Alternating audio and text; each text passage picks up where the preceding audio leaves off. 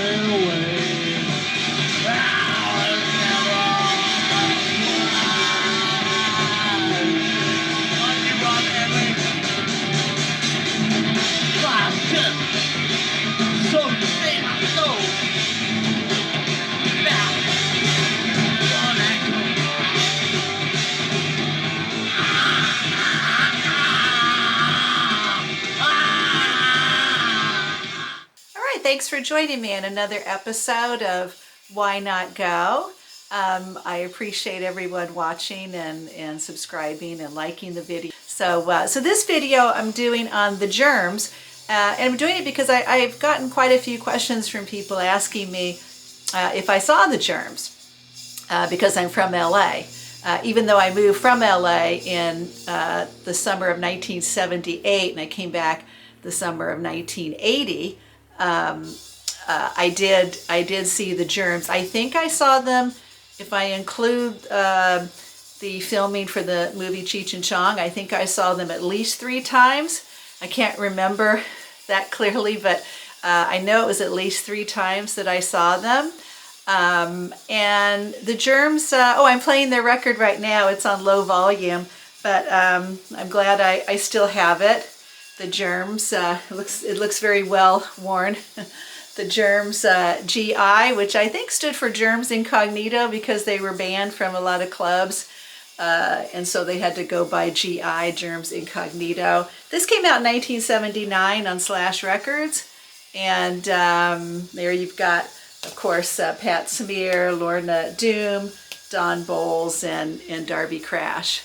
And it comes with lyrics, which I like. So I've got that on the stereo right now. So and then when I opened up the record, you know, sometimes you forget what you put in records when you were younger. I have a little ad there, or a little blurb on Darby Crash and the Germs, and then I have this photo here that I don't know who gave that to me, but it's a glossy photo of him later, I think probably about 1979 when he had the mohawk. And that might be the girl that he's with in the Decline of Western Civilization movie. Or maybe it's the girl that was with him when he committed suicide, I don't know. And then I have this other bits of paper here that I stored. This was from, I believe it was from a magazine called No Mag. That's a neat picture of him there. It might be from Slash magazine, but I think it's from No Mag magazine. And then there's some other photos here, and then there's an ad there for Joan Jett on the back, which is appropriate because she produced this album, so that's kind of neat. So yeah, the Germs. The first time I saw them, or first time I saw Darby Crash, I don't think he was called Darby Crash. I don't know if he was called Bobby Pin. the Germs, I guess, got together in 1976. I don't think I saw them live until I saw them at the Masque in the summer of 1977. The Masque, the original Masque, was started by a guy named Brendan Mullen, who was from Scotland. He really added a lot to LA. He did the Masque, the original Masque, which went from August 19th, 1977, and then the original Masque closed January 14th, 1978. And I find that so interesting because January 14th, 1978 is also a very important date because that's when the Sex Pistols broke up, and that was the Winterland show, and obviously they broke up after that. So the original Masque, I remember, was underground, and I guess he never had a permit for a club. Everything was sort of on the down low back then, and Brendan Mullen, was eventually closed down January 14th, 1978, and then he opened up a new Masque in December 1978 to spring of 1979. So I saw the Germs a few times there, and I'll show a picture here. This is a band I really like, the Screamers. They played there quite a bit. And this, you can see a young Darby Crash there watching the Tomato du Plenty, the Screamers. They were a very influential band. I like the Screamers. They were kind of early, they were very early punk, also early, I don't know, kind of electronic music, because I know they had a lot of keyboards. And I met Tomato, I don't know, I hope I'm pronouncing it right, Tomato du Plenty, many times, and one of them was when I had a fanzine, Blank Generation, and we interviewed my friend Sue and I, the friend that I went to see the Sex Pistols with. We went to interview the Dam for our fanzine, and the Dam were staying with Tomato. This was in April of 1977, so very early on, before the Masque even opened. There were bands starting to come up then already. I remember I saw the Dills quite a bit, who became Rank and File. But I don't think I saw the Germs until I went to the Masque. So I'll say that the first time that I saw him, his real name is Jan Paul Beam, and so I don't know if he was going by Bobby Pin then, but my friend Sue and I, we were together a lot. We were at the Capitol Records swap meet, and I don't know if anybody remembers, but Capitol Records used to have a record swap meet, and it was really a good swap meet because it was all records and posters and rock and roll memorabilia. And she had a few things to sell. I didn't have anything to sell, but she had some. She probably regrets selling it now, but she had some Beatles wallpaper, original 2 rolls of Beatles wallpaper that I guess her sister had gotten from the fan club, and she sold that. That sold within like 30 seconds. And then she had some other Bowie memorabilia. I think she had, I can't remember exactly, but she had some Bowie stuff that she was selling. And so we were sitting there, and this was in January of 77, or it could have been a little earlier. It could have been late 1976. But I remember it was very early on, at least for the LA scene. And I was already in love with the Sex Pistols, and I was wearing a homemade Sex Pistols white t-shirt. I think I just used a magic marker, black magic marker, and put Sex Pistols on it. And I was just sitting there, kind of keeping her company while she had her stuff laid out. And people were coming by right underneath the Capitol Records, the iconic Capitol Records building. And anyway, I remember these 2 guys came up to look at her stuff, probably because she was selling the Bowie memorabilia. And one of them had a Ziggy Stardust haircut. It wasn't punk, it was spiky, but then it was long here. And I think his hair was dyed red. I can't remember exactly. Anyway, that was Darby Crash. And I remember he was wearing a trench coat, and he was with a guy with dark hair who didn't say anything at all. And that could have been patsmear, whose real name is George Ruthenberg. So the two of them came up to us, and this was before I think I even knew about the band The Germs. So as I said, it was either late 1976 or no later than January 77. It was right around that time. Anyway, he came up to and looked at her stuff, and then he saw my t-shirt, and he said, "Oh, you like the Sex Pistols?" And I said, "Yeah, I love them." And even though I don't even know if I'd barely heard them already, I just knew I loved them. And he says, "Oh," he said, "the Sex Pistols are shit." So and he was serious. And I said, "Oh," I said, I want to say I had a witty comeback. I didn't. I said, "Well," I said, I like them." And that was my witty comeback. And then he said something like, "Bowie," he said something like, "Bowie is where it's at," or Bowie is the best. And then he said something like, "That punk shit is never gonna last." And then he and the friend just sort of laughed at me. And I just thought, God, what a jerk. So, I don't hope I'm not upsetting people that like the Germs, because I did end up liking them. But it was funny, when I was reading about Darby Crash, it said that he was kicked out of high school for being antisocial. And I could see that, because he wasn't, he was rude, And I remember when they walked off, I said to Sue, I said, "God, what a jerk." And she says, "Yeah," she says, he is a jerk. I said, but then she made fun of his haircut. She goes, "Oh, don't worry about it. He's got a Ziggy Stardust haircut." It's like, it's a little late. But I don't know why he said that. I'm guessing if they already had the Germs going, I'm guessing that maybe he didn't like British punk.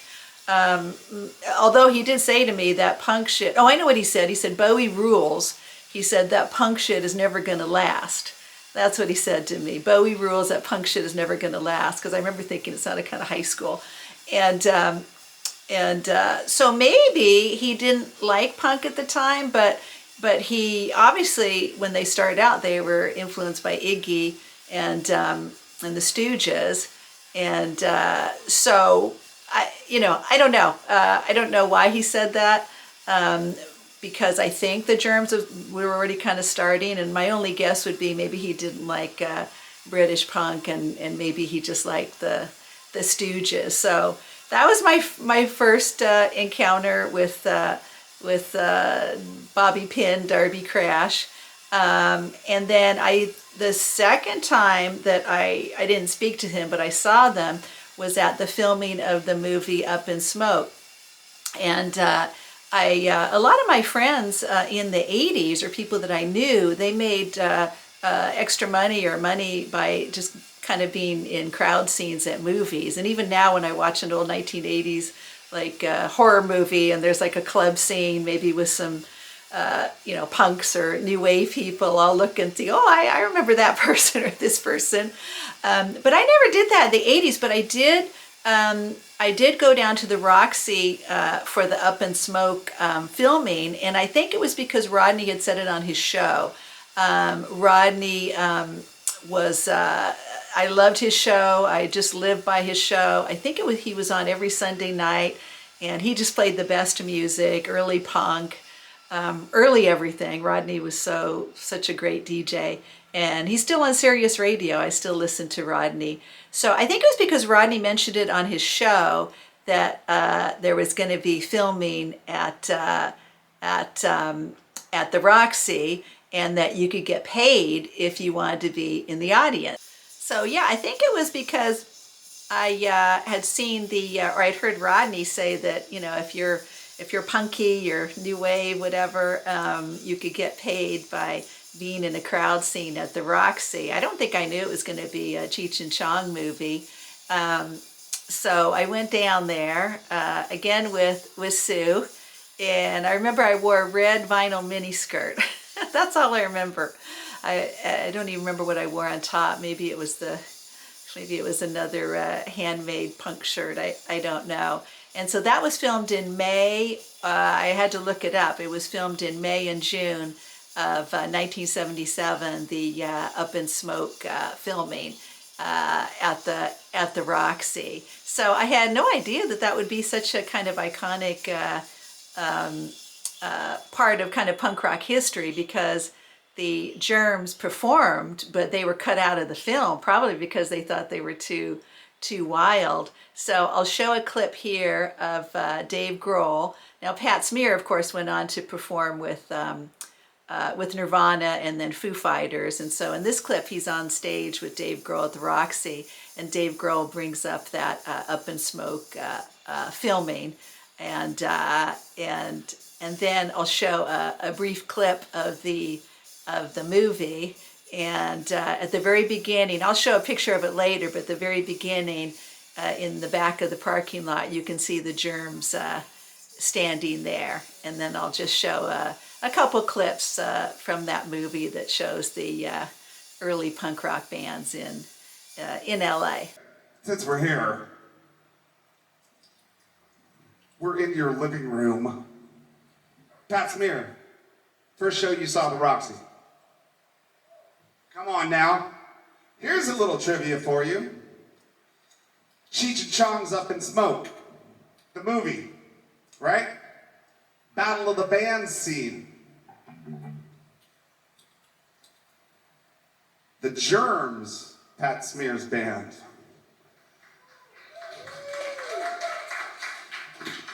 But did you sit out in the alley waiting to be in the thing? The Germs are the only band cut from Up in Smoke, you guys. Come on. That's better than being in the movie. Germs don't mess around. That's right. But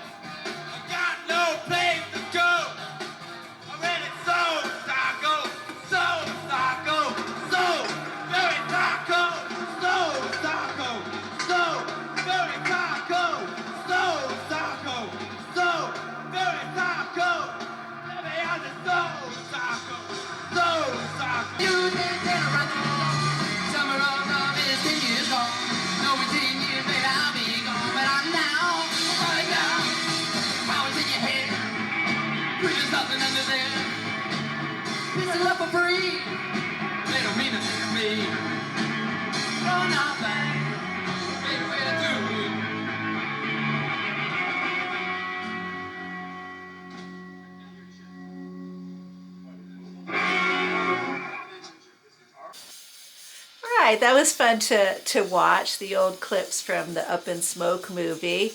I've still got their album on in the background, just on low. So yeah, I remember that day really well. I think we had to be there all day, and I think they fed us at the Roxy. The Dills played, and I remember seeing the Berlin Brats. And I think Sue came with me. We were just audience members. I don't see myself in any of the clips, so maybe I was in the back. But I remember when the Germs came out, I remember thinking like, oh, there's that guy from the swap meet. But I got over that. But I thought they were really good. I was right in the front. And I remember he threw peanut butter at the crowd, which I thought was harmless. And I don't know if that's why they were cut from the film, but I don't think they should have been cut from the film. So I'll show a picture here. As you saw those clips there, I'll show a picture here, and you see the four of them standing in the back there outside. So I don't know if they had to kind of wait around outside before they went in and played. But you can see them all standing there. Again, this was filmed in May or June of 1977. But I thought they sounded really good. As I said, I remember being right in front. And they did a song, I guess, called Sex Boy, which was the B-side to their song Forming. I always remember liking the Forming song, single. That came out, I think, in July of 77. I thought I had it, but I don't. I just have the album. But I thought Forming was a really good song. So I guess they did the song Sex Boy, which I didn't know the song at the time. So that was my first, experience seeing the Germs, was on that filming day for the Up in Smoke. But I had a lot of fun. I remember he threw peanut butter at people, and then some people threw peanut butter back. I don't know. It was all harmless. I think the producers or the directors must have been kind of uptight to cut them, because I thought they were the most entertaining band there. I like the Dills. They were kind of like the Clash, and they went on to be rank and file, I think, the Dills. I interviewed them for my fanzine, Blank Generation. And then the Berlin Brats were obviously very kind of New York Dolls. But I liked the Germs. And so then the next time I saw him was at a party for Slash magazine. And I'll put a picture up here, Slash magazine. This is the first issue that came out, May 1977. And you can see they have Dave Vanian on the cover. They interviewed Dave Vanian, which I did too, at Tamada Duplantis' apartment. I interviewed all the members of the Dam. They were so nice. And Jake Riviera. They were the first English band to come to LA, and they played the Starwood. That was very exciting. But anyway, when the Slash magazine came out, that was kind of a big deal. It was a really kind of nicely laid out magazine. Up until then, it was just kind of like small fanzines like I had, my Blank Generation fanzine. So he was already getting known around town, Darby, and I remember him being at the party. I don't know if I said much more than like hi, or maybe I would have mentioned that I was at the taping of Up in Smoke. I don't remember, but I just remember him being at the party. Yeah, and Slash magazine, it has some good writers. I remember Claude Bessie, they called him Kickboy Face, Craig Lee, Pleasant Gaiman. She used to write for the LA Weekly. So Slash magazine that was from 1977 May until 1980, and then it became Slash Records, and Slash Records did the Germs album. So there's a kind of big connection there. So then the next time after the taping of the Up in Smoke that I saw the Germs was at the Masque, the infamous Masque, which I remember you went downstairs. It wasn't a big club. It opened in August 19th, 1977, and it closed, as I said earlier, it's kind of strange. It closed January 14th, 1978, the same day that the Sex Pistols broke up. He went on and had another Masque from 1978 to 1979, spring of 1979. I didn't go to that one because I was living in England during that time. And then Brendan Mullen, unfortunately, he passed away in 2009 of a heart attack, I think. He really added a lot to the city, Brendan Mullen. He went on to do the Club Lingerie on Sunset Boulevard. And that was a great club in the 80s. Lots of people played the Club Lingerie. I guess he was a big supporter of the Red Hot Chili Peppers. I remember seeing the Red Hot Chili Peppers there. And I played there many times. I was in a band called Community FK with the K, Community FK. And we had, our most famous song was called Something Inside Me Has Died. We were an early goth band, and I was in the band for several years in the 80s. And we played Club Lingerie a lot, so Brendan Mullen went on to do that. But back to the Germs, I saw them at least twice at the Masque, and then I know I saw them at a club, and I don't know if it was the Whiskey or the Starwood. Starwood was a big club at the time. But I like seeing them. I remember at the Masque, the stage was about this high. So it was like when you saw somebody perform, they were almost on the same level as you. And I remember sometimes people would be, yelling at him or writing on his chest, or it was kind of like performance art when you went to a Germs gig, because you didn't know, like, was he going to sing into the microphone, or what was he going to do, or writhe around on stage. I remember liking their songs, but my favorite one was a song called Forming, which I'll play later. That was their single. It's not on the album. But they all had a lot of charisma,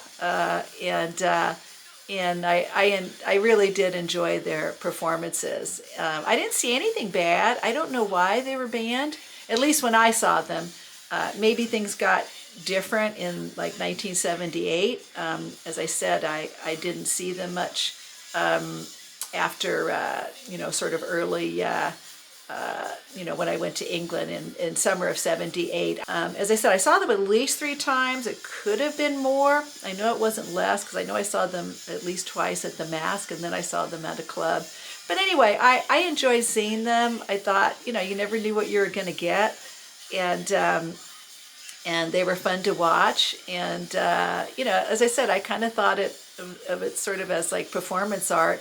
They obviously influenced hardcore punk, and maybe even someone like Gigi Allen they influenced, because he was, pretty crazy on stage. But I guess later they were banned, and they were probably banned when I was already living in England in 1978. Or 79, when they got banned from LA clubs. So I'll play just a short clip here of Darby Crash talking about being banned in the LA club. How did you get the reputation that you have? I guess we used to do stuff. I mean, back, it was good to have that kind of reputation, but not anymore, because now we can't play anywhere.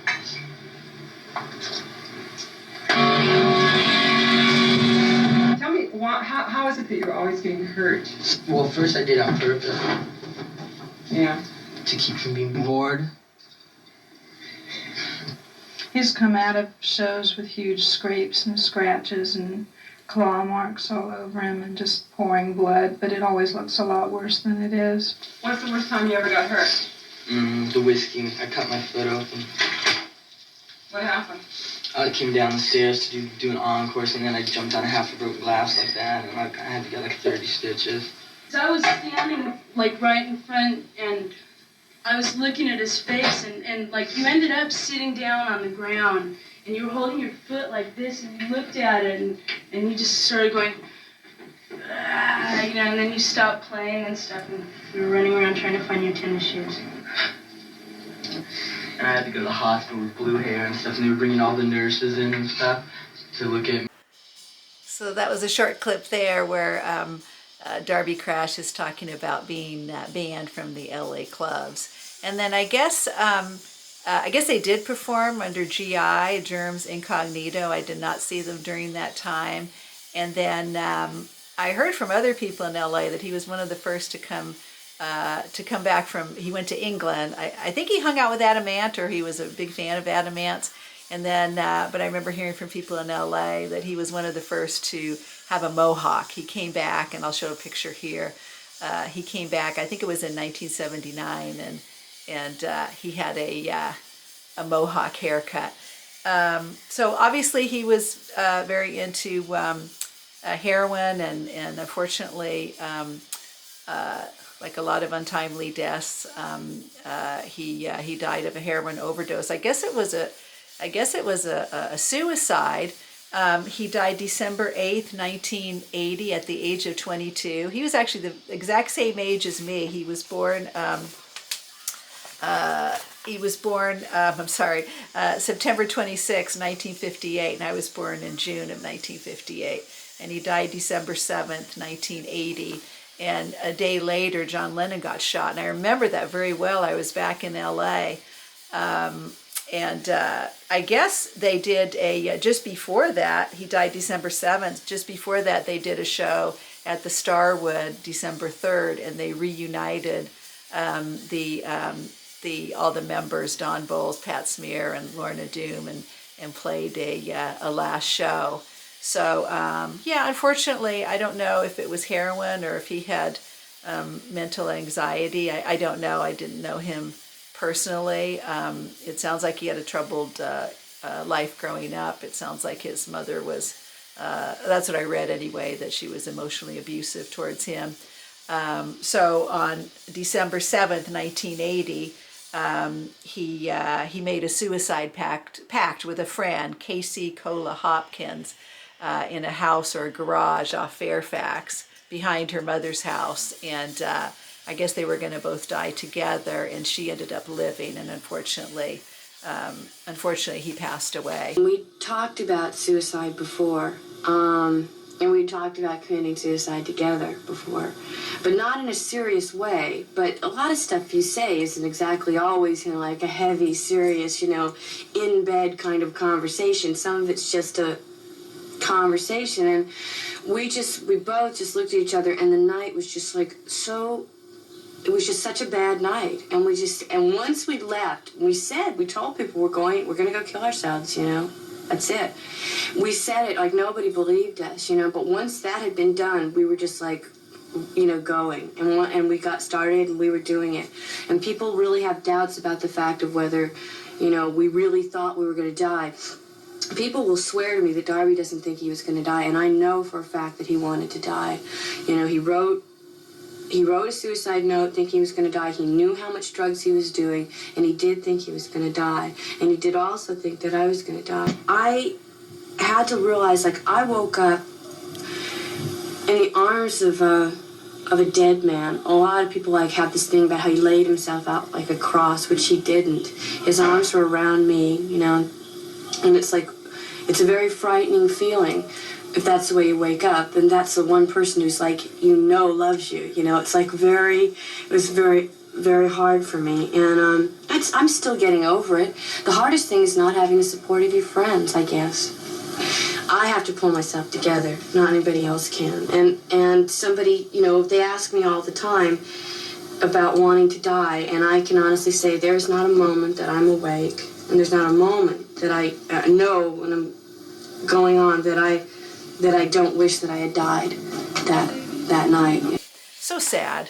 I knew a few people that died of heroin overdoses in the 80s, and it's so tragic. And then, but the as I said, the girl lived. So that's unfortunately that was the end of the Germs. I guess I haven't seen it. I guess there was a movie called What We Do Is Secret, which is one of their songs off their album. And then I guess they reunited back in around that time. The movie came out 2007. I guess Don Bowles and patsmear and Lorna Doom reunited with this person as the singer, and they ended up touring under the name The Germs. I haven't seen the movie. Maybe it's good. What We Do Is Secret. And then obviously the rest of the Germs went on. I know obviously patsmear went on to play with Nirvana, and then he played with the Foo Fighters. Very talented guitar player. And then Lorna Doom, whose real name is Teresa Marie Ryan, unfortunately she died of breast cancer in 2019. So that's too bad. And then, of course, Don Bowles, he went on to be in Nervous Gender. Who else was he in? Celebrity Skin, and 45 Grave, of course, 45 Grave. For many years, 45 Grave is still going on. I don't know if he still plays with them, but they were a goth band that when I was in a goth band at Community FK, we did many shows with them. So Dinah Cancer is their singer, and they're still pretty big. They can play festivals. So he's always been a guy around town, Don Bowles. He's got long gray hair now, and I don't know. I just think he's such a a neat rock and roll person, someone who was meant to be in rock and roll. I think he's a DJ now as well. I don't know if he still plays drums, but he's always been a guy around town in LA. And I remember he was always so sweet, very nice guy, Don Bowles. And I remember once at a 45 Grave show, I think this was in San Diego in the 80s, and he and I were, I chatted with him every once in a while, but he and I were chatting backstage. I think we were both bands were opening up for the Lords of the New Church. I'm pretty sure that was it. And that was the band with Stib Baders and Brian James from The Damned. I loved Lords of the New Church. So I think that was the show, because I remember we were both bands were in San Diego. And anyway, I remember talking to Don Bowles, and I remember him, just chatting about this and that. And I remember talking about the Germs, and I told him that I went to the Up in Smoke performance, and that I'd seen them at the Masque 2 or 3 times. And he was very nice. He was surprised. He said that not many people were able to see them. I guess maybe because they kind of started very early and were banned. But he was very nice, and I always remember Don Bowles telling me, he says, we probably both have a lot of rock and roll stories. He says, one day we'll tell them to our grandchildren. And I remember laughing about that with Don Bowles, and I don't know, I think I said, yeah, maybe, I don't know. And so it's funny, and here we are so many years later. I never had kids, I don't have any grandchildren, so I guess telling my stories on YouTube is okay too. So, but I always liked Don Bowles. So I hope you liked my story of the Germs. I have a couple little insights to tell. I guess especially seeing the Up in Smoke screening, because that was kind of infamous now that they were kicked off the movie.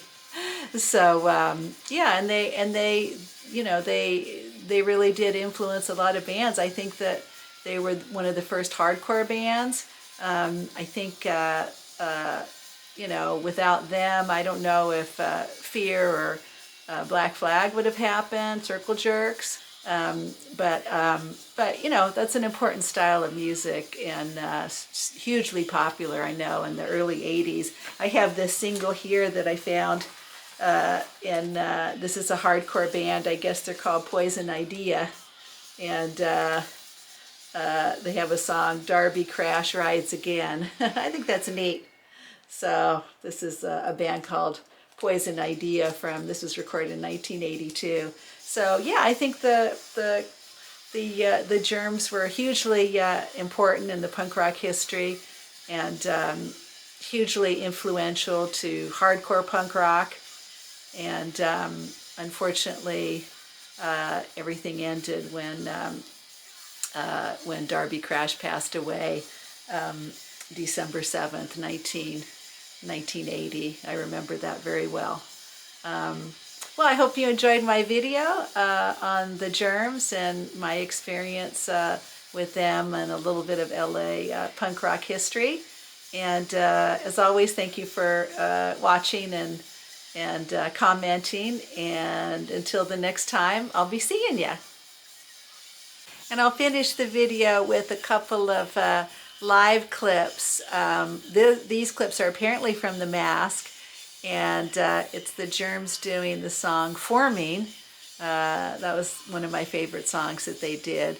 And also the Germs doing Hang On To Yourself, the David Bowie classic, which I always thought was very punk rock in its style.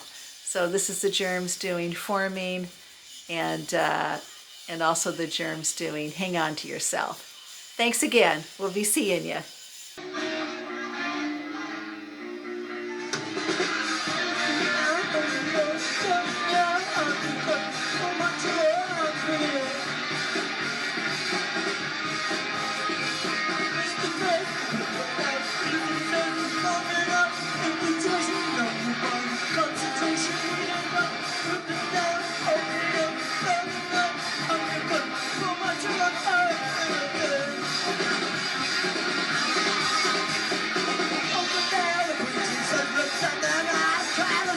Saturation, one congratulations, you got that written down over your telegram. You got pull my tail on building.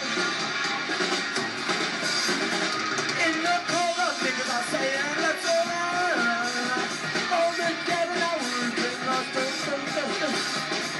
Written down over your telegram. On your butt, pull my tail on building.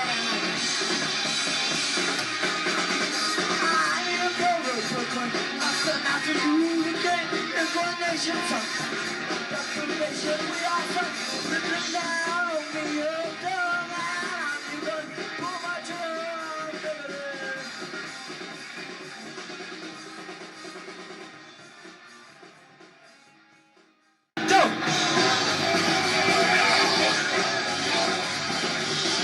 Stop your soul to control. With